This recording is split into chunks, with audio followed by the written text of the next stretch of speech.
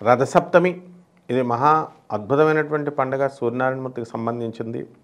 మనకి ఈ ఫిబ్రవరి 4, 2025 సంవత్సరంలో మనకి ఈ రథసప్తమి వచ్చిందండి. శ్రీ మహావిష్ణువు యొక్క 2 కన్నుల్లో ఒకటి కుడి కన్ను సూర్యనారాయణమూర్తి అయితే, ఎడం కన్ను చంద్రుడు అని మనం చెప్పుకుంటాం.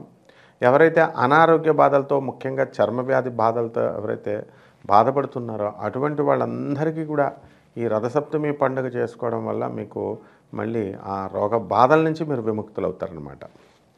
మనకి ఈ రథసప్తమి ఏమైందంటే 7వ రోజు పడుతుంది మనకి ఈ శుక్లపక్షంలో, మాఘమాసంలో. మనం దీనికి సూర్యుడు యొక్క రథానికి గుర్తుగా మనం దక్షిణ భారతదేశంలో మన సౌత్ ఇండియాలో ఏం చేస్తామంటే, ఆంధ్ర తెలంగాణలో చిక్కుడుకాయ ముగ్గేస్తాం. మనం ముగ్గేసేసి, రథం ముగ్గేసేసి చక్కగా ఆ ముగ్గున అలాగా రథం లాగుతున్నట్టుగా వేరే వాళ్ళ ఇంటికి కనెక్షన్ ఇస్తాం అన్నమాట. మధ్యలో ఏం చేస్తామండి, ఆవు పిడకలతో మనము చక్కగా ఒక పొయ్యిని పెట్టి దాన్ని ఆవు పిడకలను కాల్చి దాని మీద పాలల్లో పాయసాన్ని తయారు చేస్తాం, బియ్యం అది వండి. ఇది మన సౌత్ ఇండియాలో, దక్షిణ భారతదేశంలో చేసేటటువంటి గొప్ప పండుగ. మనకి శ్రీకాకుళం జిల్లా అరసవెల్లిలో మనకి సూర్యనారాయణమూర్తి గుడి ఉంది. అలాగే కోణార్క్లో, భువనేశ్వర్ దగ్గర కోణార్క్లో కూడా సూర్యనారాయణమూర్తి గుడి ఉంది, కానీ అక్కడ విగ్రహం ఉండదు. ఇక్కడ మాత్రము మనకి ఈ అరసవెల్లిలో ఉంటుంది. కోణార్క్లో ఎలా ఉంటుందంటే, అసలు ఆ విగ్రహం అనేది సగం నిర్మాణం ఆగిపోయింది. ఆ విగ్రహం ఇలా ఎలాడుతూ ఉంటుంది. అండ్ కింద బేస్ ఉండదన్నమాట, మ్యాగ్నెట్స్ అట్లా ఫిట్ చేశారు. అంత అద్భుతమైనటువంటి నిర్మాణం అది. కానీ మనం పూజ పునస్కారాలు చేసుకోవడానికి పనికిరాదు, అక్కడ అరసవెల్లిలో ఉంటుంది. ఆ అరసవెల్లిలో ఎదురుగుండగా ఒక కోనేరు కూడా ఉంటుంది. ఆ కోనేరులో ఎలా తయారు చేశారంటే, ఇంద్రుడు అహల్యను పాడు చేసేసి గౌతమ మహర్షి భార్యని అనుభవించి తర్వాత అతను గౌతమ మహర్షి ఇది తెలుసుకొని అతనికి సహస్ర యోనులంతా కూడా ఈ ఇంద్రుడి మీద ఉండాలి అని చెప్పి శాపింపిస్తాడు. శరీరం అంతా వ్యాపించాలి అని శపించేసరికి, ఏ యోను కోసమైతే నువ్వు వచ్చావో ఆ యోనులు నీకు ఒళ్ళంతా స్ప్రెడ్ అయిపోగాక అనగానే ఇలా చూసుకుంటే అన్ని యోనులే కనబడతాయి. చిచి అసహ్యకరంగా, జుగుప్సాకరంగా ఉండి, అసలే ఇంద్రుడు దేవతలకు రాజు, మిగతా దేవతలంతా కూడా చూసి నవ్వుతారని చెప్పేసి ప్రాధాయపడితే గౌతమ మహర్షి కరుణామయుడు కాబట్టి సహస్ర నయనాలుగా వాటిని మారుస్తాడు. మార్చి నీకు మాత్రమే కనబడతాయి, బయట జనాలకు కనబడవు అంటాడు. ఇది కూడా అందుకనే మనం సహస్ర యోనులు అని చెప్తే బాగుండదు కాబట్టి సహస్ర నయనాలుగా మనం పండితులు మార్చారనమాట. సహస్ర యోనులు అలాగే ఉంటాయి ఆయనకి. అందుకని ఇలాంటివన్నీ కూడా పోగొట్టుకోవడానికి ఇంద్రుడికి చాలా రకాల వ్యాధులు వస్తాయి. అప్పుడు అరసవెల్లి వెళ్ళి అక్కడ ఆ కోనేరులో వజ్రాయుధాన్ని ఇలా కొడితే భూలంలో నుంచి గంగ వస్తుంది, అందులో స్నానం చేస్తాడు ఇంద్రుడు. చేస్తే పాపాలన్నీ పోతాయి, ఈ దోషం కూడా పోతుంది. కాబట్టి అందరూ కూడా ఎవరైతే రోగాలతో, చర్మ వ్యాధులతో, కుష్టు వ్యాధి ఇలాంటి వ్యాధులు ఎవరైతే ఉన్నారో అటువంటి వాళ్ళంతా కూడా అక్కడికి వెళ్ళి స్నానాలు చేస్తే రోగాలు తగ్గిపోతాయి అన్నమాట. ఆ రథసప్తమి రోజున మనం ఏం చేయాలంటే అండి, తెల్లవారుజామునే మనం నిద్రలేస్తాం. ఇది స్ప్రింగ్ సీజన్ని కొత్తగా ఆహ్వానిస్తున్నాం మనము. అండ్ ఈ రథసప్తమికి మనం ప్రొద్దున్నే నిద్ర లేవాలా, సూర్యనారాయణమూర్తికి ముందే లేచి చక్కగా మనము ఏం చేయాలా, మనము తలంటి స్నానం చేసి, సూర్య నమస్కారాలు చేసి, అర్ఘ్యాలు, తర్పణాలు సూర్యనారాయణమూర్తికి మనం ఇచ్చుకోవాలి. ఆరోగ్యం భాస్కరాదిచ్చేత్ అన్నారు. ఆరోగ్యం భాస్కరుడి చేతిలో ఉంటుంది. భాస్కరుడు అంటే సూర్యనారాయణమూర్తి కాబట్టి ఆయనకి ఈ విధంగా మనం పూజ చేస్తున్నప్పుడు చక్కగా ఆయనకి రోగాలన్నీ కూడా తొలగిపోతాయి, మనకి ఐశ్వర్యాన్ని కూడా ప్రసాదిస్తాడు. అలాగే ఈ స్ప్రింగ్ సీజన్ని మనం ఇన్వైట్ చేసి ఆ తర్వాత రాబోయేటటువంటి కాలానికి మనం వ్యవసాయం హార్వెస్టింగ్ చేయాలి కాబట్టి స్టార్టప్ అనమాట, హార్వెస్టింగ్ స్టార్ట్ చేయడానికి ఆ సీజన్ని మనం ఈ పండుగని మనం పూజ చేస్తాం.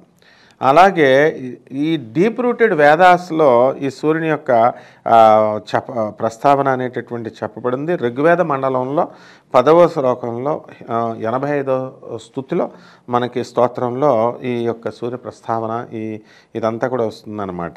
కాబట్టి ఆ రోజున గాయత్రి మంత్ర జపం చేసుకుంటాము. అలాగే సూర్యనారాయణమూర్తికి ఆదిత్య హృదయాలు చదువుతాము, సూర్యనారాయణమూర్తి స్తోత్రాలు, సూర్య సహస్రాలు ఇవన్నీ కూడా చదువుకుంటాం.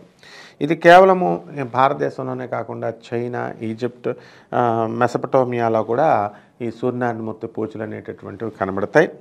అలాగే ఈ యొక్క సూర్యనారాయణమూర్తికి మనము ఏం చేస్తామంటే రథాన్ని 7 రథాలు సప్తాశ్వ రథమారూఢం అంటాం. అందువలన రథాలని లాగేలాగా మనం వేస్తామో అరుణుడితో ఆయన యొక్క రథాన్ని తోలేవాడి పేరు అరుణుడు అనమాట. అతను తోలుతుంటే దానికి సింబాలిక్ రిప్రజెంటేషన్ ఇది. నార్థన్ హెమిస్ఫియర్లో ఉత్తరాయణంలో ప్రయాణం చేస్తాడు సూర్యనారాయణమూర్తి.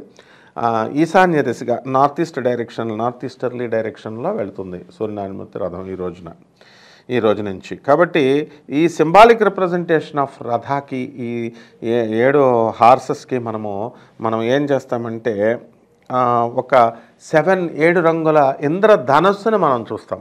ఇది సూర్యనారాయణమూర్తి రథము లాగుతున్నాడు అని మనం రిప్రజెంటేషన్ అనమాట.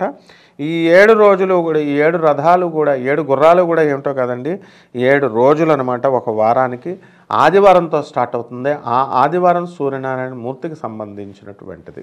ఆ తర్వాత 12 చక్రాలు ఉంటాయి రథానికి. కాబట్టి 12 సైన్స్, జొడాయిక్ సైన్స్ ఉంటాయి. ఒకటి 30 డిగ్రీలు అంటే 12 రాశులకి ఇదనమాట. సో ఈ పూర్తి సంవత్సరాన్ని మనం చూపిస్తుంది. అండ్ కంప్లీట్గా 360 12 మూళ్ళు 12 × 30 360 డిగ్రీలు అంటే కంప్లీట్ ఒక సంవత్సరం ఈ సూర్యనారాయణమూర్తి రథం నడుస్తుంది. ఒక సంవత్సరం మనకు అవుతుంది అని సింబాలిక్ రిప్రజెంటేషన్. కాబట్టి సూర్యుని యొక్క సొంత ఇల్లు ఏమిటండి అంటే సింహరాశి. కాబట్టి అది ఒక హౌస్ నుంచి ఇంకొక హౌస్లోకి, ఒక ఇంటి నుంచి ఇంకొక ఇంట్లోకి మారుతూ ఆ విధంగా టోటల్ సైకిల్ 360 డిగ్రీల సైకిల్ని 365 రోజుల్లో కంప్లీట్ చేస్తాడు. కాబట్టి రథసప్తమి పండుగ అనేది బెనివాలెంట్ కాస్మిక్ స్ప్రెడ్ అనమాట ఆఫ్ ఎనర్జీ అండ్ లైట్. 2 ఇస్తాడు, ఎనర్జీని, శక్తిని ఇస్తాడు సూర్యమూర్తి, లైట్ని ఇస్తాడు. ఫ్రమ్ ద సన్ గాడ్ నుంచి వస్తుంది. కాబట్టి ఇక్కడి నుంచి రథసప్తమి ఏం చేస్తుందంటే గ్రాడ్యువల్ ఇంక్రీజ్ ఇన్ టెంపరేచర్ పెంచుతుంది. ఇప్పుడు దాకా మనం చలికాలంలో ఉన్నాం, వింటర్ సీజన్ వెళ్ళిపోయి ఇప్పుడు స్ప్రింగ్ సీజన్లోకి వస్తుంది. కాబట్టి సౌత్ ఇండియాలో మనకి బాగా వేడి పెంచుతుంది. And awaits the arrival of spring season మనకు వస్తుంది. అందువలన ఇదంతా కూడా ఈ పండగను ఏమంటామంటే గుడిపడ్వా లేదా ఉగాది అంటాం. రానున్న కాలంలో వచ్చేటటువంటిది హిందూ దీని ప్రకారం చైత్రమాసం మనకి వచ్చేస్తుంది క్యాలెండర్ ప్రకారం. కాబట్టి మనకి ఈ రథసప్తమి సూర్యనారాయణమూర్తి ఎవరండి అసలు? కశ్యప ప్రజాపతికి అదితి అనేటటువంటి ఋషులకు పుట్టిన తర్వాత అందువల్లనే ఈ రోజున పుట్టాడు. కాబట్టి దీన్ని సూర్య జయంతి అని మనం అంటాం అన్నమాట. కాబట్టి ఈ రోజున మనం కామభోజ ఎంపైర్లో, రాజ్యంలో ఒక రాజు ఉన్నాడండి, యశోవర్మ అనేటటువంటి రాజు. చాలా నోబెల్ కింగ్, అతను చాలా మంచివాడు. అతనికి ఆయన ఈ రాజ్యాన్ని పరిపాలించాలి. అయితే ఆయనకి ఏమైందంటే ఆ స్పెషల్ రోజున మనం ఆయన పూజలు చేయడం వల్ల ఆయనకు ఒక కొడుకు పుట్టాడండి.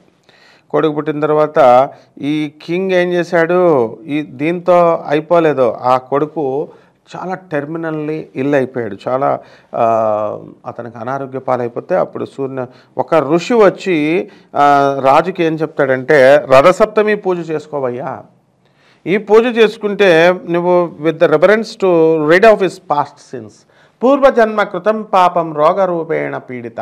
పూర్వజన్మలో మనం చేసుకున్నటువంటి పాపాలే ఈ జన్మలో రోగాల రూపంలో వస్తుంది. కాబట్టి గత జన్మల పాపాలు పోతేనే కానీ మనకు ఆరోగ్యం రాదు. కాబట్టి సూర్యనారాయణమూర్తి పూజలు చేసుకో, పాత జన్మల రోగాలు పోతాయి మీ అబ్బాయికి అని చేయిస్తాడు. ఆ విధంగా కింగ్ సన్ ఏం చేశాడంటే ఇది చేయడం వల్ల అతనికి ఆరోగ్యం మంచిగా అయిపోయి అతని కింగ్డమ్ని మంచిగా పరిపాలిస్తాడు. కాబట్టి ఈ విధంగా రథసప్తమి రోజున మనకు చెప్పాం కదండి వరల్డ్ హెరిటేజ్ సైట్లో. అండ్ ఇది కంప్లీట్గా కోణార్క్ సన్ టెంపుల్ ఉంది కోణార్క్ ఒరిస్సాలో. అలాగే మనకి బిరాంచి నారాయణ టెంపుల్ కూడా ఉంది బుగుడాలో, గంజాం డిస్ట్రిక్ట్లో. ఈ యొక్క సూర్యనారాయణమూర్తి దేవాలయాలు ఉన్నాయన్నమాట. వాటికి విష్ణుమూర్తే మనకి సూర్యనారాయణమూర్తిగా మనం పూజ చేసి ఈ రథసప్తమిని మనము ప్యూరిఫికేషన్ ఆఫ్ బాత్, సముద్రంలో కానీ నదుల్లో కానీ ఆ రోజు మనం పూజ చేసుకొని మనం ముందుకు వెళ్తామన్నమాట. కాబట్టి సూర్యనారాయణమూర్తికి ఎంతసేపు కూడా అర్ఘ్యాలు వదలాలి. అర్ఘ్యాలు నమస్కారాలు చేసుకోవడంతో మీరంతా కూడా ఇంట్లో కూడా ఇలా చేసుకోండి. బ్రహ్మాండంగా మీకు అనారోగ్యం పాలైనటువంటి వాళ్ళు ఈ రథసప్తమి ఖచ్చితంగా చేసుకొని పాయసాన్ని నివేదనంగా పెట్టుకోండి. పూజ తెల్లవారుజామున లేచి బ్రహ్మాండంగా మీ ఆరోగ్యం ఉంటుంది. శుభమస్తు.